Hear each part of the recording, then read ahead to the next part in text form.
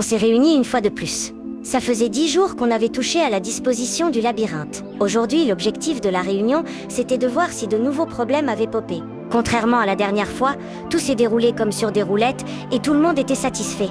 Je pouvais pas m'empêcher de sourire en voyant la situation. Et toi, c'est Masayuki, c'est ça? J'ai toujours su que t'avais du cran, mais là, franchement, t'es un mec sacrément courageux. Dès le début de la réunion, Veldora, de super bonne humeur, s'est mis à encenser Masayuki. C'est vrai? Merci pour le compliment. Masayuki, complètement paumé par cet éloge sorti de nulle part, semblait largué. Son regard genre « C'est qui ce type ?» s'est tourné vers moi. Il était là à la dernière réunion quand on a présenté Veldora, mais Masayuki était tellement nerveux ce jour-là que ça m'étonnerait pas qu'il ait zappé. On ne l'avait pas présenté la dernière fois? Je suis sûre que oui. Non, attends, la réunion a juste démarré comme ça, non? C'est vrai? Réponse. Comme l'a dit l'individu Masayuki Honjo, Veldora ne s'est pas présenté. Ah, d'accord.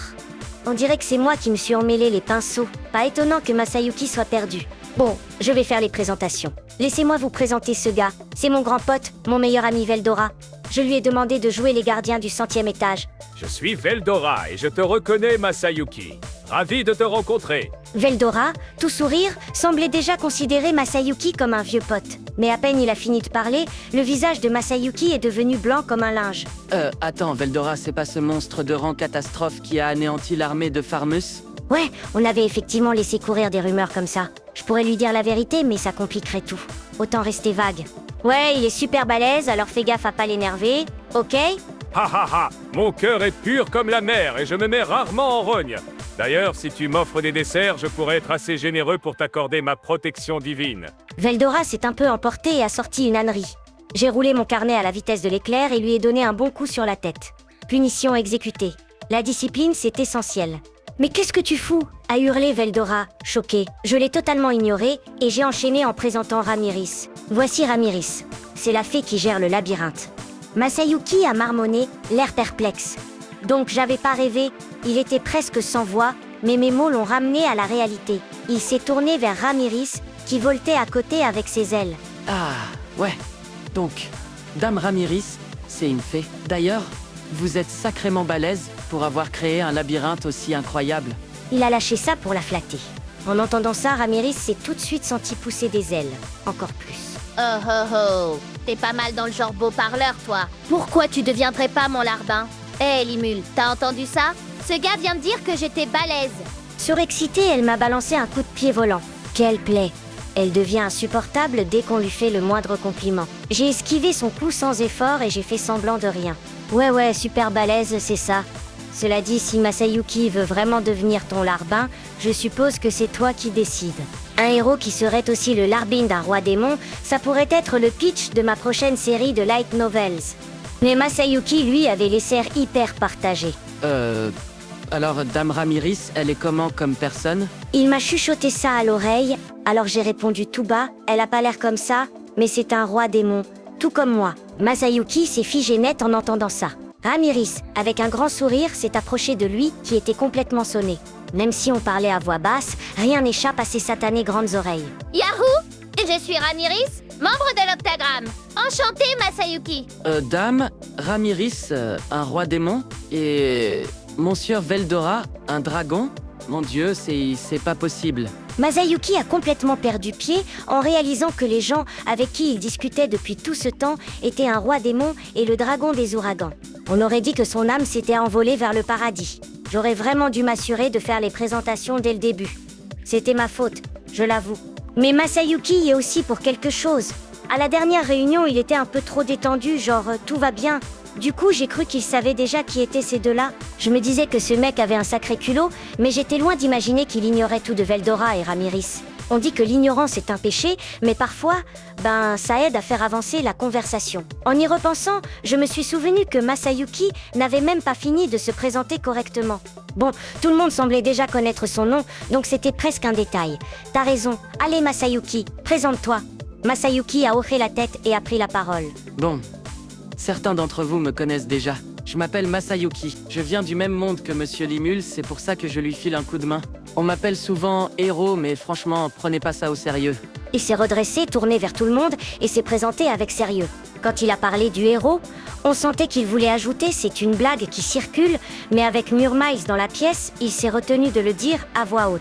Masayuki s'adaptait super bien et s'était déjà calmé. Pas l'ombre d'un traumatisme, malgré les révélations de la dernière réunion. Il avait déjà croisé tout le monde ici avant, mais réussir à sourire face à Veldora et Ramiris, c'était franchement impressionnant. Ce mec a du potentiel. Peut-être que l'effet qu'il a sur les gens n'est pas juste dû à sa compétence élue. Et si c'était simplement sa personnalité qui les influençait? Je doute que sa compétence unique suffise à expliquer tout ça. Bref, c'est un truc à creuser plus tard. Pendant que je réfléchissais, les présentations étaient terminées et tout le monde s'est installé. Contrairement à la dernière réunion d'urgence, là on était zen, pas pressé. L'ambiance était décontractée. Au fait, Masayuki, t'es vraiment doué. Notre succès, c'est grâce à toi. Et Murmail, il est sacrément malin aussi. Proposer de pas baisser la difficulté du labyrinthe, c'était vachement bien vu. Ouais, Murmail a eu du flair. J'étais d'accord avec eux. C'est clair, quand on bosse tous ensemble et qu'on partage nos idées, on fait des merveilles. Vous êtes trop sympa, je suis juste content d'aider. Ce n'est rien d'extraordinaire, c'est le travail d'équipe qui a tout fait. Après cet échange de compliments, on s'est mis à parler de l'état actuel du labyrinthe. La performance grimpait en flèche. Pendant les sessions les plus chargées, c'était tellement intense que Murmi le jubilait. Et ce n'était pas tout. Les visiteurs en ville remplissaient les auberges et faisaient tourner les restos. On m'a dit que les affaires marchaient du tonnerre ces derniers temps. Voici les rapports, a dit Murmi en me tendant des documents. Veldora et Ramiris étaient curieux, alors je leur ai filé des copies. J'ai demandé à Raphaël de vérifier les chiffres en détail pour m'assurer que tout était en ordre. Voyons voir. J'ai jeté un œil au rapport. Heureusement, en forme humaine, c'était plus pratique pour ce genre de truc. En mode slime, je pouvais lire, mais pour gérer les affaires sérieuses, la forme humanoïde était carrément plus efficace. D'après le rapport, depuis la refonte du labyrinthe, tout roulait nickel, les stats le confirmaient. On dirait que notre campagne de promo a fait un carton. Ouais, c'est la folie tous les jours. Je sais pas si Veldora et Ramiris captaient quoi que ce soit, mais ils fixaient le rapport comme si c'était un trésor. Le document détaillait surtout les finances récentes, avec quelques points spéciaux notés. Par exemple, les cartes d'identité d'aventuriers. Miyurmi avait bossé avec Yuki pour qu'on puisse vérifier. Le carte d'identité à l'entrée du labyrinthe. C'était une carte magique qui surveillait aussi l'état de santé de son porteur. Un outil hyper pratique qui enregistrait parfois leurs stats. L'utilisation était simple, comme expliqué par le bureau d'aide de l'association, donc les aventuriers connaissaient déjà le système. Le garde du corps et mercenaire hors guilde était rare, donc intégrer ce système dans notre labyrinthe, c'était du gâteau. Le droit d'entrée coûtait 3 pièces d'argent. La fabrication des cartes était gérée par l'association de la liberté, ce qui allégeait la charge à notre guichet. Notre nation proposait aussi une version simplifiée de la carte pour 10 pièces d'argent. La plupart des gens avaient celle de l'association, mais de temps en temps, certains achetaient la version simplifiée. Vu les bénéfices qu'on tirait de ce système, l'entrée du labyrinthe à elle seule nous rapportait un joli pactole. Le rapport mentionnait aussi les 3 objets créés par Ramiris. Le bracelet de résurrection, par exemple, était offert gratuitement la première fois. L'idée, c'était de faire découvrir aux gens à quel point c'était pratique. À partir de la 2e fois, il fallait l'acheter pour 2 pièces d'argent. Prix super raisonnable. Ce bracelet de résurrection soignait toutes les blessures graves avant la mort et ramenait la personne à la vie. Après pas mal de discussions, on s'était dit qu'ajouter ce petit bonus, c'était une bonne idée. Par contre, si quelqu'un entrait dans le labyrinthe sans porter le bracelet de résurrection, on devait diffuser une annonce pour attirer l'attention de la personne en question.